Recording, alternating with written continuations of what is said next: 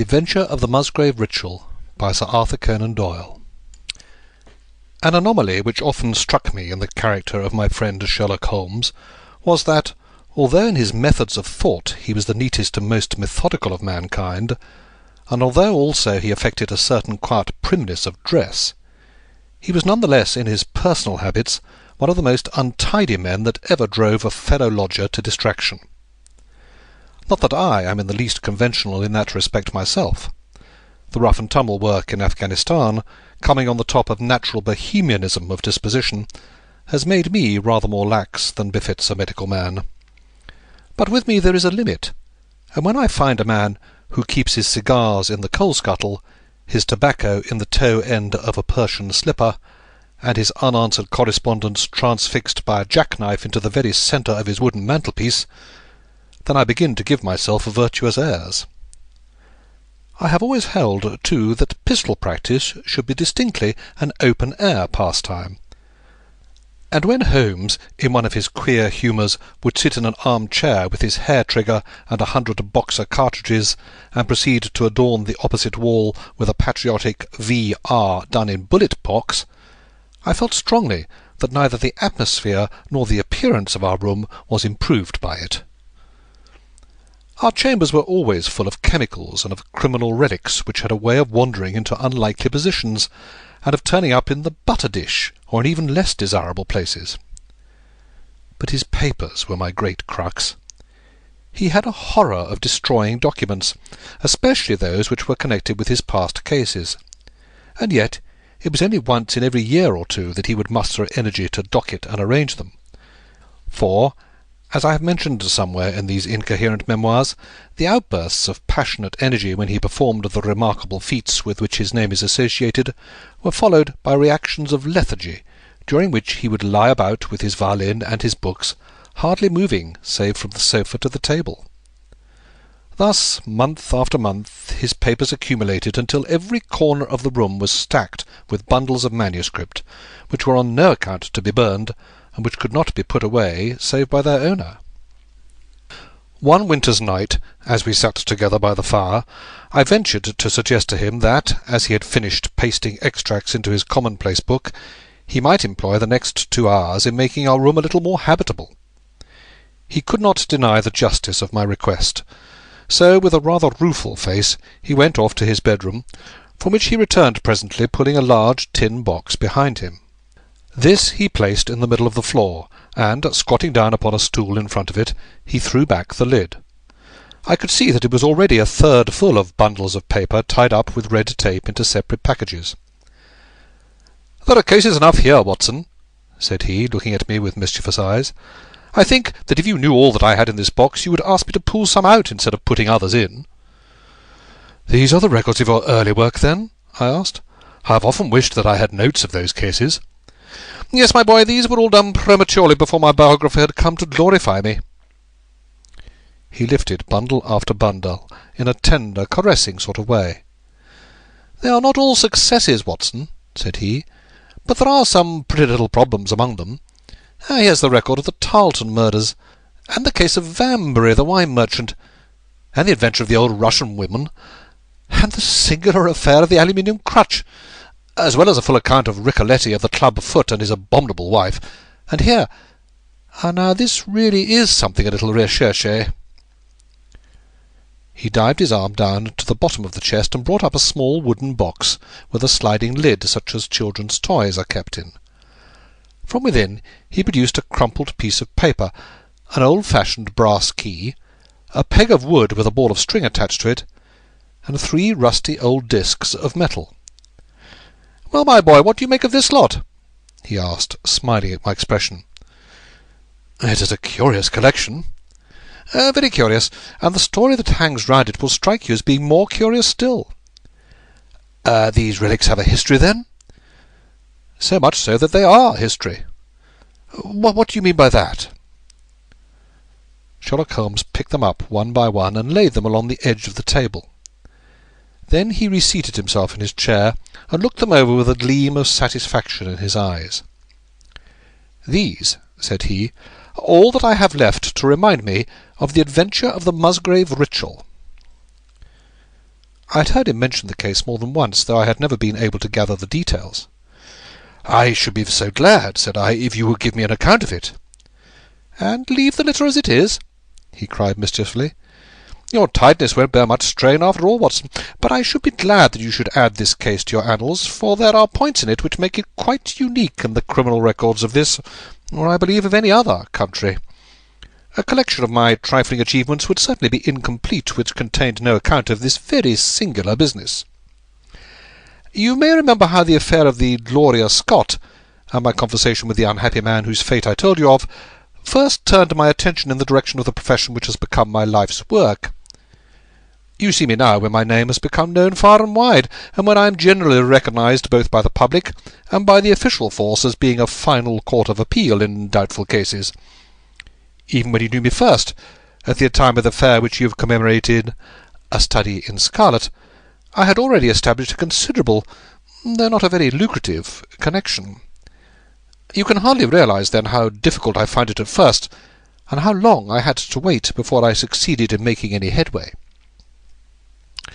When I first came up to London, I had rooms in Montague Street, just round the corner from the British Museum, and there I waited, filling in my too abundant leisure time by studying all those branches of science which might make me more efficient. Now and again cases came in my way, principally through the introduction of old fellow-students, for during my last years at the university there was a good deal of talk there about myself and my methods.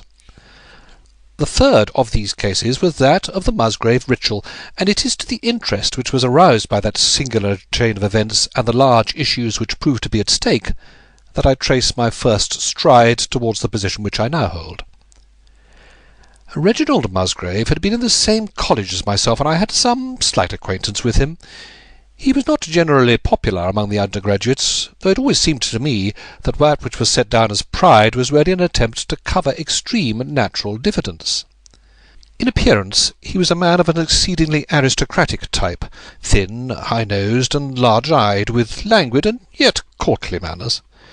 He was indeed a scion of one of the very oldest families in the kingdom, though his branch was a cadet one which had separated from the northern Musgraves some time in the 16th century, and had established itself in western Sussex, where the manor house of Hurlstone is perhaps the oldest inhabited building in the county.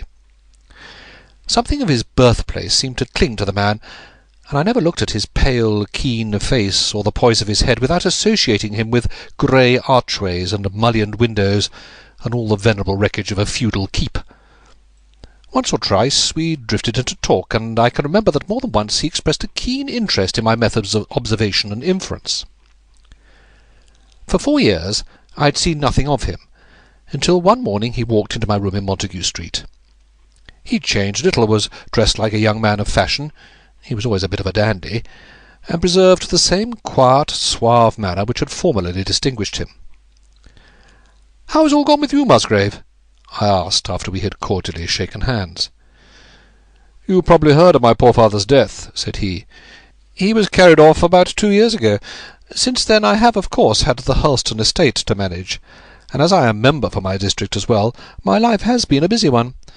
But I understand, Holmes, that you are turning to practical ends those powers with which you used to amaze us." "Yes," said I have taken to living by my wits." "I am delighted to hear it, for your advice at present would be exceedingly valuable to me.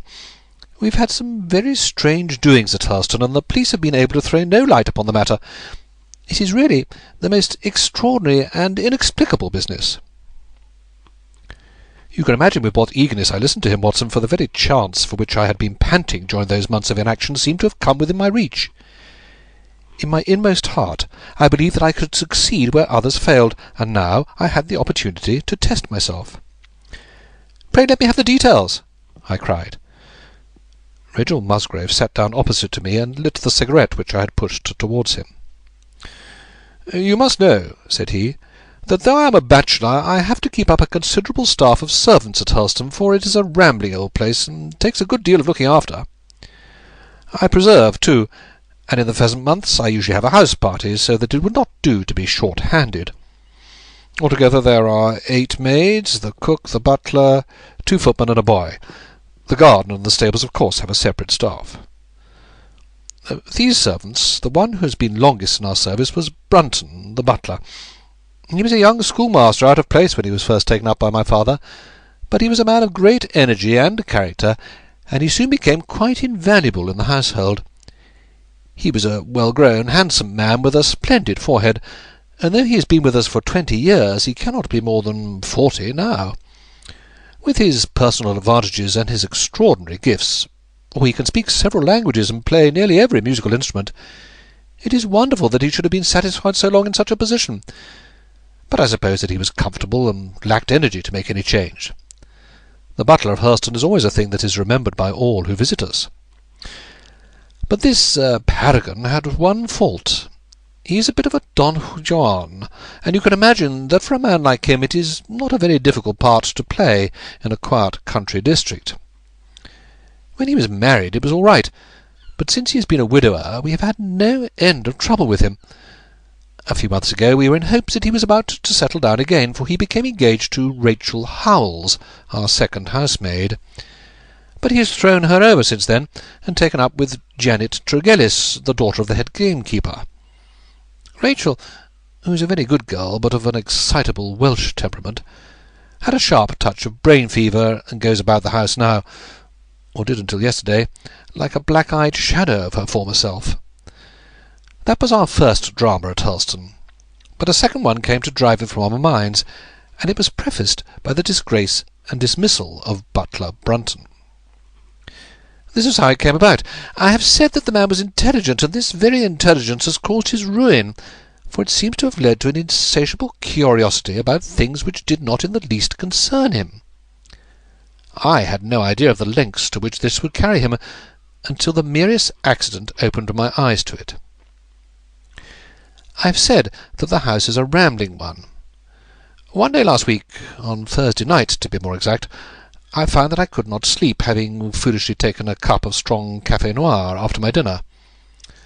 After struggling against it until 2 in the morning, I felt that it was quite hopeless, so I rose and lit the candle with the intention of continuing a novel which I was reading. The book, however, had been left in the billiard-room, so I pulled on my dressing-gown and started off to get it. In order to reach the billiard-room I had to descend a flight of stairs, and then to cross the head of a passage which led to the library and the gun-room. You can imagine my surprise when, as I looked down this corridor, I saw a glimmer of light coming from the open door of the library. I had myself extinguished the lamp and closed the door before coming to bed. Naturally, my first thought was of burglars. The corridors at Hurlstone have their walls largely decorated with trophies of old weapons. From one of these I picked a battle-axe, and then, leaving my candle behind me, I crept on tiptoe down the passage and peeped in at the open door. Brunton, the butler, was in the library. He was sitting, fully dressed, in an easy chair, with a slip of paper which looked like a map upon his knee, and his forehead sunk forward upon his hand in deep thought. I stood dumb with astonishment, watching him from the darkness. A small taper on the edge of the table shed a feeble light, which sufficed to show me that he was fully dressed. Suddenly, as I looked, he rose from his chair, and walking over to a bureau at the side, he unlocked it and drew out one of the drawers. From this he took a paper, and returning to his seat he flattened it out beside the taper on the edge of the table and began to study it with minute attention. My indignation at this calm examination of our family documents overcame me so far that I took a step forward, and Brunton, looking up, saw me standing in the doorway. He sprang to his feet, his face turned livid with fear, and he thrust into his breast the chart-like paper which he had been originally studying. "So," said I, "this is how you repay the trust which we have reposed in you. You will leave my service to-morrow." He bowed, with the look of a man who is utterly crushed, and slunk past me without a word. The taper was still on the table, and by its light I glanced to see what the paper was which Brunton had taken from the bureau.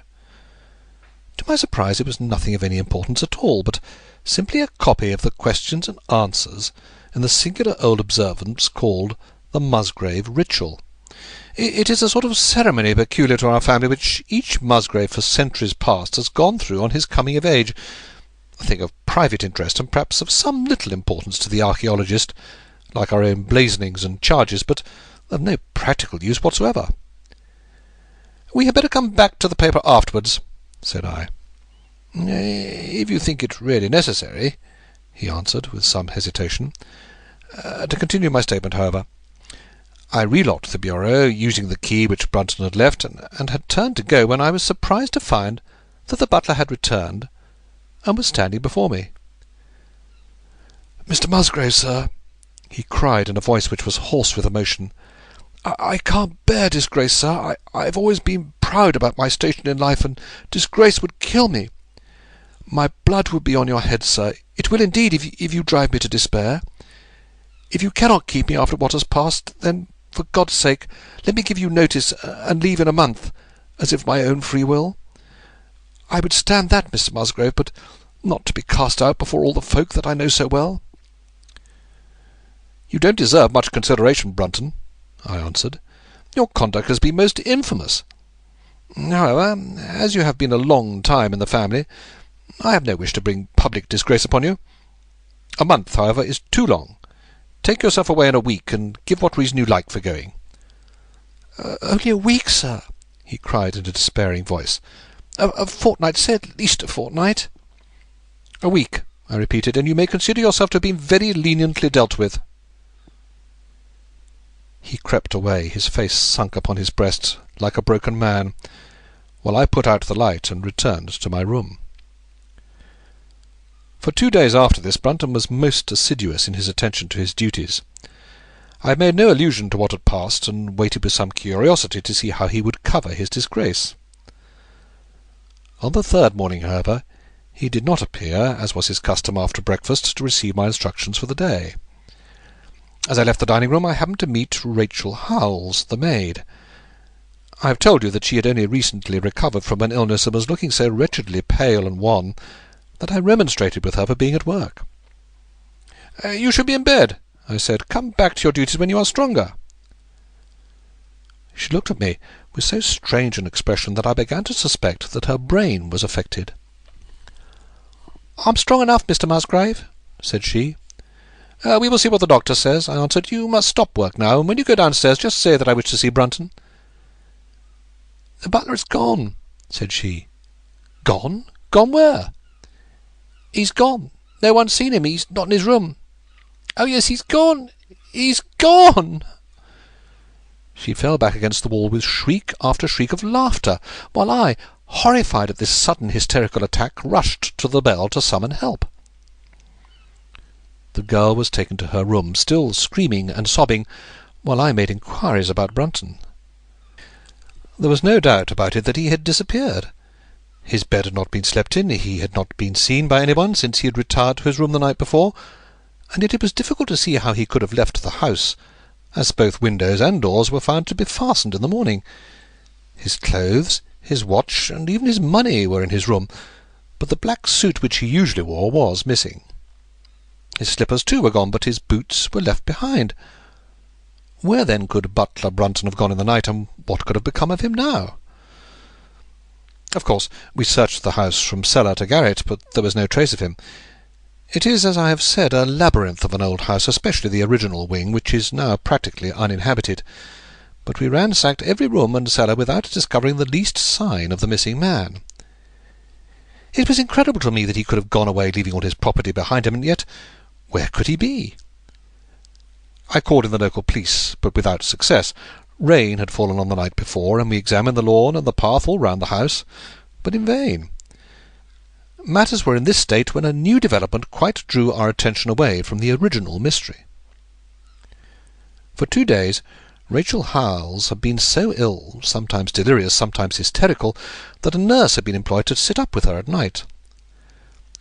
On the third night after Brunton's disappearance, the nurse, finding her patient sleeping nicely, had dropped into a nap in the arm-chair, when she woke in the early morning to find the bed empty, the window open, and no signs of the invalid. I was instantly aroused, and, with the 2 footmen, started off at once in search of the missing girl.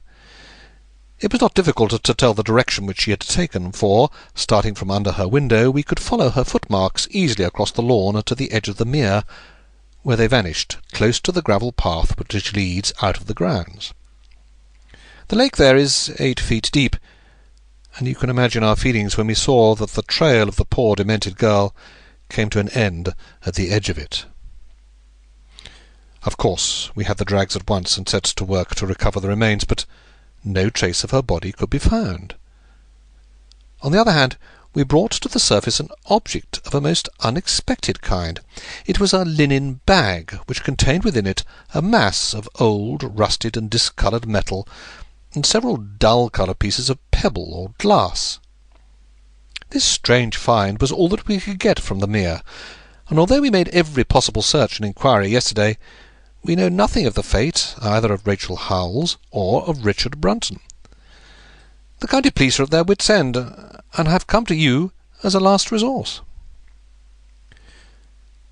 You can imagine, Watson, with what eagerness I listened to this extraordinary sequence of events, and endeavoured to piece them together, and to devise some common thread upon which they might all hang.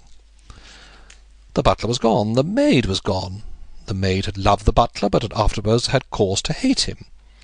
She was of Welsh blood, fiery and passionate. She had been terribly excited immediately after his appearance. She had flung into the lake a bag containing some curious contents. These were all factors which had to be taken into consideration, and yet none of them got quite to the heart of the matter. What was the starting point of this chain of events? There lay the end of this tangled line. "I must see that paper, Musgrave," said I, "which this butler of yours thought it worth his while to consult, even at the risk of the loss of his place." "It is rather an absurd business, this ritual of ours," Higgs answered, "but it has at least the saving grace of antiquity to excuse it. I have a copy of the questions and answers here, if you care to run your eye over them." He handed me the very paper which I have here, Watson, and this is the strange catechism to which each Musgrave had to submit when he came to man's estate. I will read you the questions and answers as they stand. Whose was it? His who is gone. Who shall have it? He who will come. What was the month? The 6th from the 1st. Where was the sun? Over the oak. Where was the shadow? Under the elm. How was it stepped? North by 10 and by 10, east by 5 and by 5, south by 2 and by 2, west by 1 and by 1, and so under. What shall we give for it? All that is ours. Why should we give it? For the sake of the trust. The original has no date, but it is the spelling of the middle of the 17th century, remarked Musgrave. I am afraid, however, that it can be of little help to you in solving this mystery. At least, said I, it gives us another mystery, and one which is even more interesting than the first. It may be that the solution of the one may prove to be the solution of the other. You will excuse me, Musgrave, if I say that your butler appears to me to have been a very clever man, and to have had a clearer insight than 10 generations of his masters. I hardly follow you, said Musgrave. The paper seems to me to be of no practical importance. But to me it seems immensely practical, and I fancy that Brunton took the same view. He had probably seen it before that night on which you caught him. It's very possible. We took no pains to hide it. He simply wished, I should imagine, to refresh his memory upon that last occasion. He had, as I understand, some sort of map or chart which he was comparing with the manuscript, and which he thrust into his pocket when you appeared. That is true, but what could he have to do with this old family custom of ours, and what does this rigmarole mean? I don't think that we should have much difficulty in determining that, said I. With your permission, we will take the first train down to Sussex, and go a little more deeply into the matter upon the spot. The same afternoon saw us both at Hurlstone. Possibly you have seen pictures and read descriptions of the famous old building, so I will confine my account of it to saying that it is built in the shape of an L, the long arm being the more modern portion, and the shorter the ancient nucleus from which the other has developed. Over the low, heavy lintelled door in the centre of this old part is chiselled the date, 1607, but experts are agreed that the beams and stonework are really much older than this. The enormously thick walls and tiny windows of this part had in the last century driven the family into buildings in the new wing, and the old one was used now as a storehouse and a cellar, when it was used at all. A splendid park with fine old timber surrounds the house, and the lake, to which my client had referred, lay close to the avenue about 200 yards from the building. I was already firmly convinced, Watson, that there were not 3 separate mysteries here, but one only, and that if I could read the Musgrave ritual aright, I should hold in my hand the clue which would lead me to the truth concerning both the butler, Brunton, and the maid, Howells. To that, then, I turned all my energies. Why should this servant be so anxious to master this old formula? Evidently because he saw something in it which had escaped all those generations of country squires, and from which he expected some personal advantage. What was it, then, and how had it affected his fate? It was perfectly obvious to me on reading the ritual that the measurements must refer to some spot to which the rest of the document alluded, and that if we could find that spot we should be in a fair way towards finding what the secret was which the old Musgraves had thought it necessary to embalm in so curious a fashion. There were 2 guides given to us to start with, an oak and an elm. As to the oak there could be no question at all. Right in front of the house upon the left-hand side of the drive there stood a patriarch among oaks, one of the most magnificent trees that I have ever seen. "That was there when your ritual was drawn up," said I, as we drove past it. "It was there at the Norman Conquest, in all probability," he answered. "It has a girth of 23 feet. Here was one of the fixed points secured. "Have you any old elms?" I asked. "There used to be a very old one over yonder, but it was struck by lightning 10 years ago, and we cut down the stump." "You can see where it used to be?" "Oh, yes." "There are no other elms?" "No old ones, but plenty of beeches." "I should like to see where it grew." We had driven up in a dog-cart, and my client led me away at once, without our entering the house, to the scar on the lawn where the elm had stood. It was nearly midway between the oak and the house. My investigation seemed to be progressing. "I suppose it is impossible to find out how high the elm was?" I asked. "Oh, I can give you it at once. It was 64 feet. "How do you come to know it?" I asked in surprise. When my old tutor used to give me an exercise in trigonometry, it always took the shape of measuring heights. When I was a lad I worked out every tree and building in the estate." This was an unexpected piece of luck. My data were coming more quickly than I could have reasonably hoped. "Tell me," I asked, "did your butler ever ask you such a question?" Reginald Musgrave looked at me in astonishment. "Now that you call it to my mind," he answered, "Brunton did ask me about the height of the tree some months ago, in connection with some little argument with the groom." Now this was excellent news, Watson, for it showed me that I was on the right road. I looked up at the sun. It was low in the heavens, and I calculated that in less than an hour it would lie just above the topmost branches of the old oak. One condition mentioned in the ritual would then be fulfilled, and the shadow of the elm must mean the farther end of the shadow, otherwise the trunk would have been chosen as the guide. I had then to find where the far end of the shadow would fall when the sun was just clear of the oak. That must have been difficult, Holmes, when the elm was no longer there. But at least I knew that if Brunton could do it, I could also. Besides, there was no real difficulty. I went with Musgrave to his study and whittled myself this peg, to which I tied this long string with a knot at each yard. Then I took 2 lengths of a fishing rod, which came to just 6 feet, and I went back with my client to where the elm had been. The sun was just grazing the top of the oak. I fastened the rod on end, marked out the direction of the shadow, and measured it.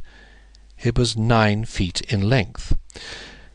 Of course, the calculation now was a simple one. If a rod of 6 feet threw a shadow of 9, a tree of 64 feet would throw one of 96, and the line of the one would of course be the line of the other. I measured out the distance, which brought me almost to the wall of the house, and I thrust a peg into the spot. You can imagine my exultation, Watson, when within 2 inches of my peg I saw a conical depression in the ground. I knew that it was the mark made by Brunton in his measurements, and that I was still upon his trail. From this starting point I proceeded to step, having first taken the cardinal points by my pocket compass. 10 steps with each foot took me along parallel with the wall of the house, and again I marked my spot with a peg, and then I carefully paced off 5 to the east and 2 to the south. It brought me to the very threshold of the old door. 2 steps to the west meant now that I was to go 2 paces down the stone-flagged passage, and this was the place indicated by the ritual. Never have I felt such a cold chill of disappointment, Watson. For a moment it seemed to me that there must be some radical mistake in my calculations. The setting sun shone full upon the passage floor, and I could see that the old foot-worn grey stones with which it was paved were firmly cemented together, and had certainly not been moved for many a long year. Brunton had not been at work here. I tapped upon the floor, but it sounded the same all over, and there was no sign of any crack or crevice. But fortunately Musgrave, who had begun to appreciate the meaning of my proceedings, and who was now as excited as myself, took out his manuscript to check my calculations. "And under," he cried. "You have omitted the and under." I had thought that it meant that we were to dig, but now, of course, I saw at once that I was wrong. "There is a cellar under this, then?" I cried. "Yes, and as old as the house. Down here, through this door." We went down a winding stone stair, and my companion, striking a match, lit a very large lantern which stood on a barrel in the corner. In an instant it was obvious that we had at last come upon the true place, and that we had not been the only people to visit the spot recently. It had been used for the storage of wood, but the billets, which had evidently been littered over the floor, were now piled at the sides, as to leave clear space in the middle. In this space lay a large and heavy flagstone with a rusted iron ring in the centre, to which a thick shepherd's check muffler was attached. "By Jove!" cried my client, "that's Brunton's muffler. I've seen it on him, and could swear to it. What has the villain been doing here?" At my suggestion, a couple of the county police were summoned to be present, and I then endeavoured to raise the stone by pulling on the cravat. I could only move it slightly, and it was with the aid of one of the constables that I succeeded at last in carrying it to one side. A black hole yawned beneath it, into which all peered, while Musgrave, kneeling at the side, pushed down the lantern. A small chamber about 7 feet deep and 4 feet square lay open to us. At one side of this was a squat, brass-bound wooden box, the lid of which was hinged upward with this curious old-fashioned key projecting from the lock. It was furred outside by a thick layer of dust, and damp and worms had eaten through the wood, so that a crop of livid fungi was growing on the inside of it. Several discs of metal, old coins apparently, such as I hold here, were scattered over the bottom of the box, but it contained nothing else. At the moment, however, we had no thought for the old chest, for our eyes were riveted upon that which crouched beside it. It was the figure of a man, clad in a suit of black, who squatted down upon his hams with his forehead sunk upon the edge of the box, and his 2 arms thrown out on each side of it. The attitude had drawn all the stagnant blood to the face, and no man could have recognized that distorted, liver-coloured countenance. But his height, his dress, and his hair were all sufficient to show my client, when we had drawn the body up, that it was indeed his missing butler. He had been dead some days, but there was no wound or bruise upon his person to show how he had met his dreadful end. When his body had been carried from the cellar, we found ourselves still confronted with a problem which was almost as formidable as that with which we had started. I confess that so far, Watson, I have been disappointed in my investigation.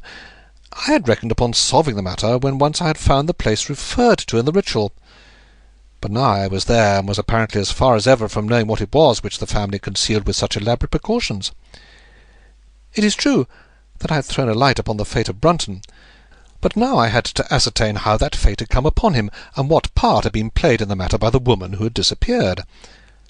I sat down upon a keg in the corner and thought the whole matter carefully over. You know my methods in such cases, Watson. I put myself in the man's place, and having first gauged his intelligence, I tried to imagine how I should myself have proceeded under the same circumstances. In this case the matter was simplified by Brunton's intelligence being quite first-rate, so that it was unnecessary to make any allowance for the personal equation, as the astronomers have dubbed it. He knew that something valuable was concealed. He had spotted the place. He found the stone which covered it was just too heavy for a man to move unaided. What would he do next? He could not get help from outside, even if he had someone whom he could trust, without the unbarring of doors and considerable risk of detection. It was better, if he could, to have his helpmate inside the house. But whom could he ask? This girl had been devoted to him.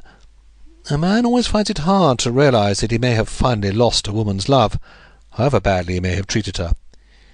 He would try by a few attentions to make his peace with the girl, Howells, and then would engage her as his accomplice. Together they would come at night to the cellar, and their united force would suffice to raise the stone. So far I could follow their actions as if I had actually seen them. But for two of them, and one a woman, it must have been very heavy work, the raising of that stone. A burly Sussex policeman and I had found it no light job.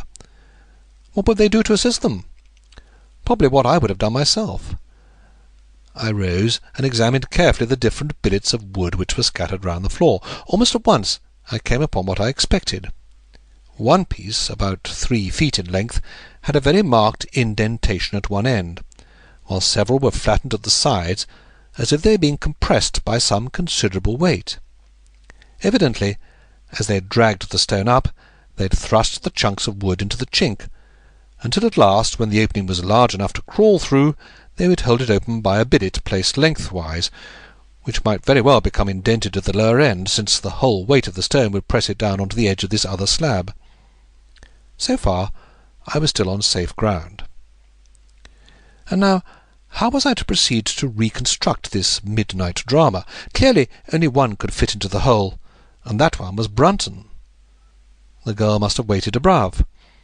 Brunton then unlocked the box, handed up the contents, presumably since they were not to be found, and then what happened?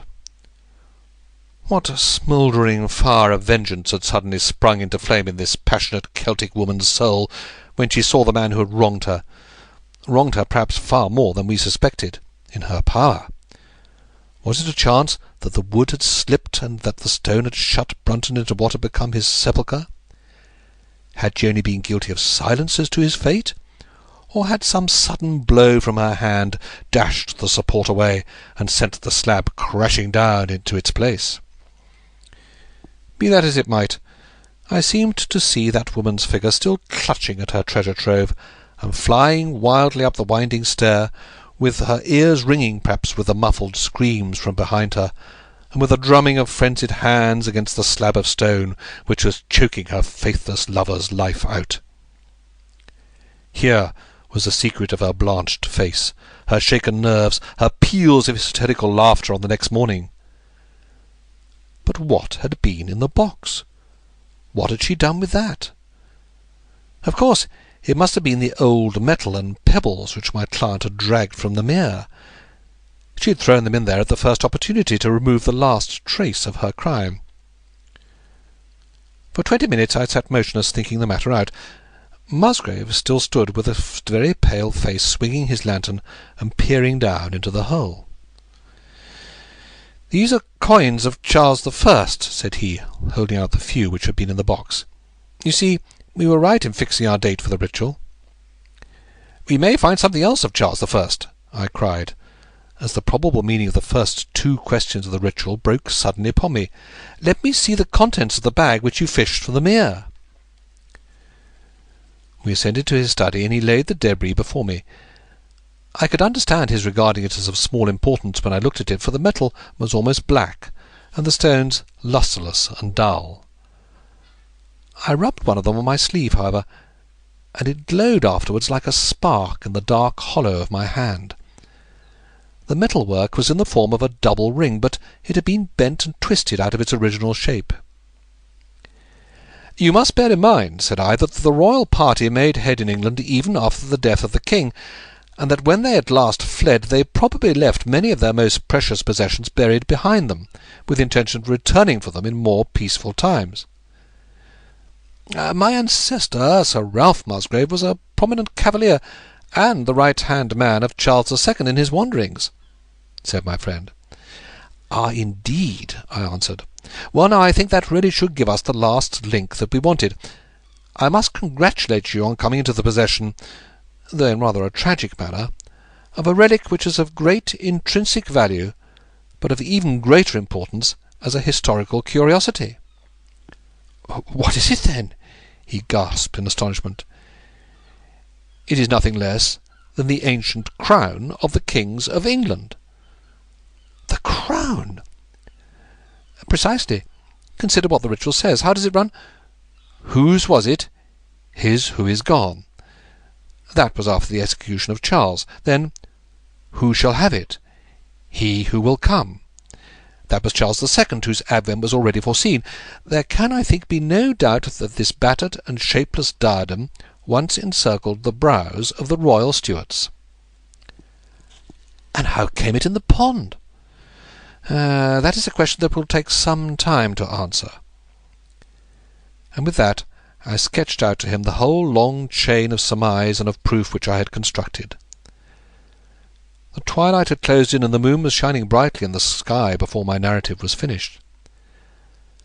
"And how was it, then, that Charles did not get his crown when he returned?" asked Musgrave, pushing back the relic into its linen bag. "Ah, there you lay up your finger upon the one point which we shall probably never be able to clear up. It is likely that the Musgrave who held the secret died in the interval, and by some oversight left this guide to his descendant without explaining the meaning of it. From that day to this it has been handed down from father to son, until at last it came within reach of a man who tore its secret out of it, and lost his life in the venture. And that's the story of the Musgrave ritual, Watson. They had the crown down at Hurlstone, though they had some legal bother and a considerable sum to pay before they were allowed to retain it. I'm sure that if you mentioned my name they would be happy to show it to you. Of the woman nothing was ever heard, and the probability is that she got away out of England and carried herself and the memory of her crime to some land